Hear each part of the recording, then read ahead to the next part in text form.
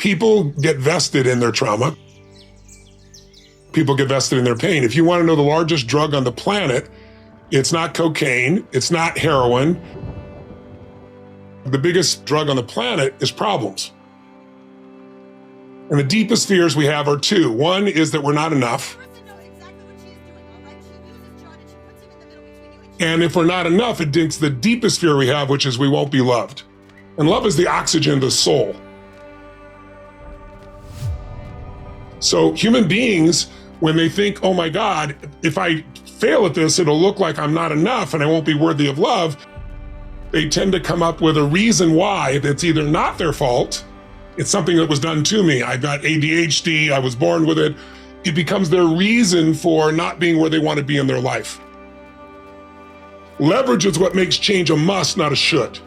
As long as it's a should, you'll have your story. And your story could be a true story, and you'll tell your story and share your story with yourself or other people or both, and you stay stuck. But trauma it's a bruise, it's not a tattoo. Any bruise can be healed, but not unless you're vested in healing it. But most people, their problem is their drug. It's the drug against the fear that I'm not enough and I won't be loved. Even if they go, no, it's me, I'm so messed up, what they're really saying is reassure me, love me. They're wanting that connection through their problem. You gotta decide there's something you value more than your problem. We all have a life story, right? Some people's life is a warning, some people's life is an example. If your life's a warning, it still can become an example if you're alive. You have that choice. That's the greatest story of all time, the comeback story, right? So what I'm looking for is what's their story? And the story is driven by, number one, what's their desire? Merge with God, is it to find a great relationship and have children? And then there's always, as soon as you have a desire, there's a problem, because otherwise you'd have your desire. And the problem usually is character pieces missing within yourself. You're being selfish, you're not giving enough, you're not creative enough, you're not trusting enough, something enough. And then as you go through the story of a person's life, what happens is they come up with a plan, and there's always, you end up having battles, and the battles invariably are with external enemies, with intimate enemies. Like, who can hurt you more, the person you don't know or the person you love who seems to have betrayed you? And then there's the internal enemy, the conflicts within yourself. And as you fight through those battles, if you continue to grow, you come to a point where you have insights. You see what the real truth is. It isn't somebody else, it's me. This is what needs to shift. And if you see that and act on it, then life's never the same again, or life is happily ever after, as it says in every story, right? Because you've made a shift in the core values and beliefs and emotions that are driving your life. We are emotional creatures, but your effing brain isn't gonna do shit. What's gonna do it is enough emotion. Emotion is the power. Emotion is what starts wars. It's what ends wars. Emotion is what gets you married. Emotion is where kids comes from. Divorce is where emotion comes from. Everything that you can think of a major change in humanity, from the most extreme of war to the most gentle of love, all come from human emotion. It's like knowing what you want and having the right fuel to get there. If the fuel has no combustion, you're just bored, you're not going anywhere. If the fuel is total trauma and I'm overwhelmed, you just blow up and go nowhere. There's that delicate balance. There's two skills you gotta master to have life on your terms. To have an extraordinary life, to me, an extraordinary life is life on your terms. It's not my life. For some people, that's a white picket fence and 3 children. For some people, it's building a big business. For some people, it's being an author. It's like so many different things, poetry, music. So everybody's got to find what it is that they really love. But the skills you got to master to have life on your terms is, one, the science of achievement, how to take what I envision and make it real. And those are strategies, and they are proven strategies. There are certain rules of the game. If you want to be healthy and you want a lot of energy, everyone's biochemically slightly different, but there's certain rules. If you violate them, you're going to have low energy and dis-ease. If you align with them, you're going to have enormous energy and strength. Same thing around finance. Anyone can grow financially, but most people don't learn the basic fundamentals. Everything in the world grows or dies. Everything in the universe contributes, or it's eventually eliminated by nature. Those aren't my laws, those are the laws of nature. However, happiness only requires that you are grateful. If you've got $1 billion and 3 beautiful children that love you and a beautiful husband or wife, but doesn't matter what you have if you're not grateful. If you live in an emotional home, a habitual pace of worry or frustration, your life's called worry and frustration. You could be making progress and still be worried and frustrated. You have to also develop a new decision that says, I'm going to live a different life. I have a vision for my life spiritually, and that vision spiritually is I'm going to live in a beautiful state no matter what.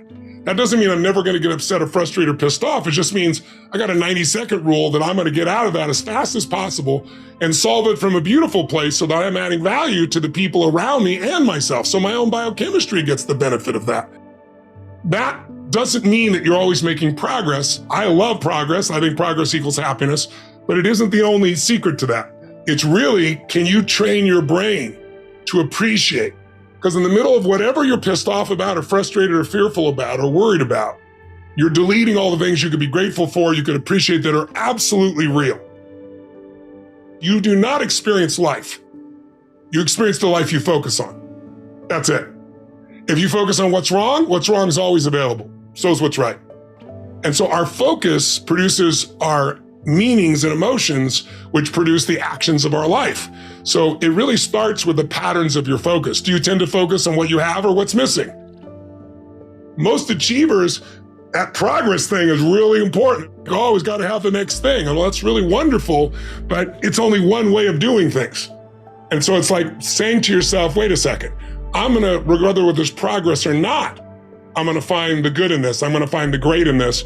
And what that does is it produces a different fuel to live your life from. And from that fuel, it's easy to make progress. You know, I used to tell myself I got really pissed off. My brain gets really sharp and fast and figures the answers. Well, that's true.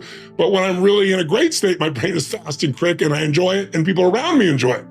So it's also deciding how you're going to be, not just what you're going to do. And I think the combination of those is where the quality of life that people are really looking for shows up. If you want to know what makes people happy at the most basic level, when your life conditions match your blueprint, when your life conditions are what you're expecting, not your ultimate dream, but when you meet your basic expectations, you're happy. If your life conditions are better than you expected, you're over the moon.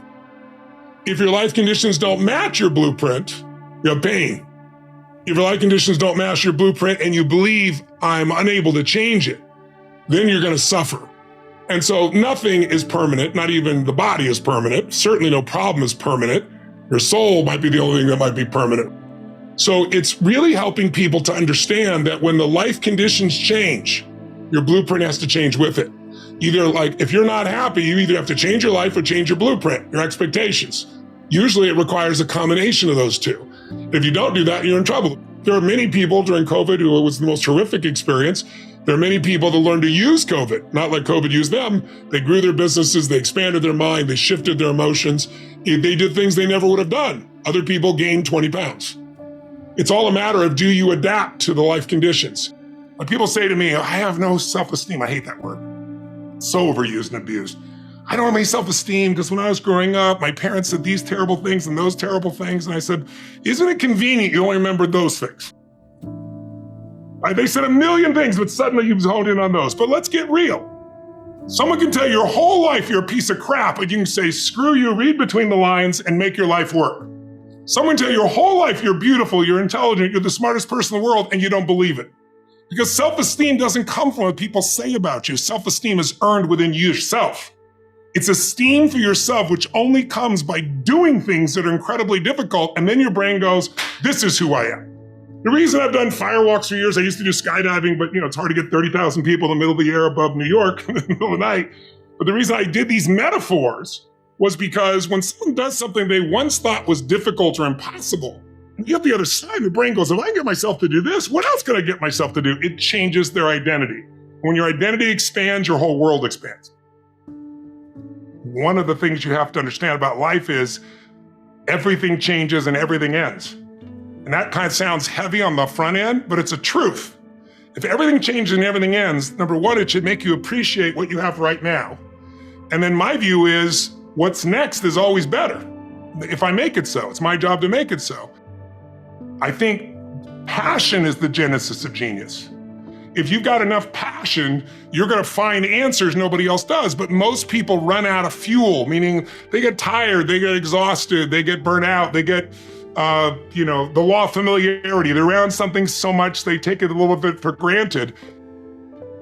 And I've managed to see something in myself that I found in every great leader that I've ever respected, and that is I value intelligence immensely, but I know really smart people can't fight their way out of a paper bag pragmatically, right? I'm sure you do too.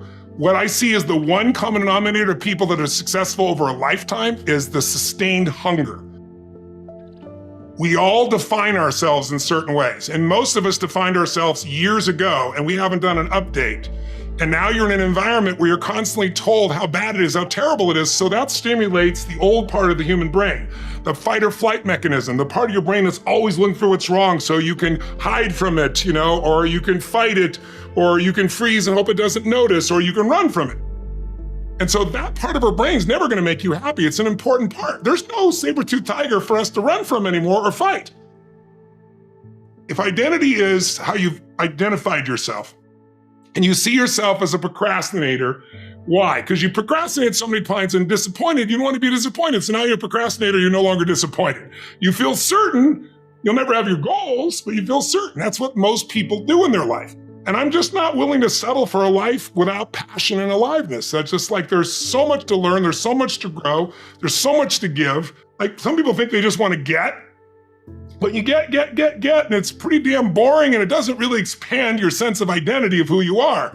But if you're constantly growing and then taking what you learn, you're so excited about it, you share with other people and their life gets better, whether that be software you make or dresses you design or something you do in the health space that really gets people to enjoy their food while they're eating well.